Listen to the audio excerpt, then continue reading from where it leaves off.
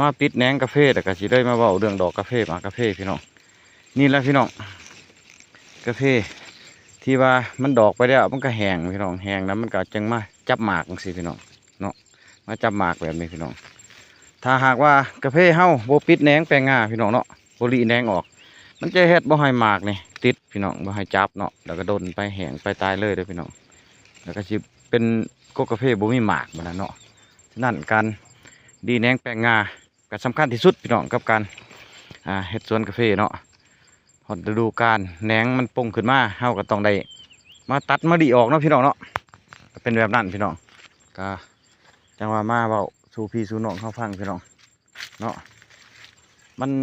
มีผลกระทบเนาะอันที่ว่าแหนงกาแฟมันจะมาแย่งฝุ่นพี่น้องเนาะไปแย่งฝุ่นที่ว่าเขาสะสมไว้เมื่อก่อนพี่น้องสะสมฝุ่นไว้เพื่อไปเลี้ยงหมากแต่ว่ามีแหนงเกิดขึ้นมาพร้อมบัดนี้พอดีแหนงเนี่ยจะไปแย่งกินฝุ่นเนาะพี่น้องเนาะแล้วหมากสิบ่ตึงบ่ใหญ่บ่จับพี่น้องเนาะก็เป็นแบบนั้นเด้อพี่น้องเด้อเอามาให้เบิ่งพี่น้องเอามาเบาสู่กันฟังพี่น้องเนาะมือเก่ามือใหม่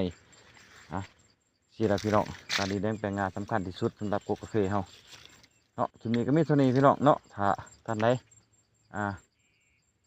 เห็นบ่าเป็นประโยชน์คลิปนี้ก็กดไลค์กดแชร์กดติดตามพี่น้องกดกระดิ่งให้เนาะเพื่อเป็นกำลังใจพี่น้องสร้างคลิปใหม่ๆคอนเทนต์ใหม่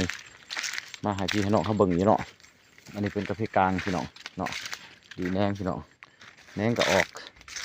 แต่เก็บหมากแล้วก็บ่ได้มาไก่พี่น้องแนงเป็นแนงพี่น้องนี่คือเอิ้นมาแนงพี่น้องเนาะแนงกาแฟเขาเอิ้นว่าแนงลำต้นตัวนี้พี่น้องเนาะแม่นแนงอยู่ข้างขี้งาบ่แม่นพี่น้องแนงลำต้นเดือดเนาะเอาชุดนี้ก็มีเท่านี้แหละพี่น้องมาฝากมาตอดเนาะไปติดตามกันอีกพี่น้องคลิปใหม่เนาะมีสาระอะไรบ่มีสาระเนาะพี่น้องเนาะเอาขอบใจหลายๆพี่น้องขอบใจหลายๆ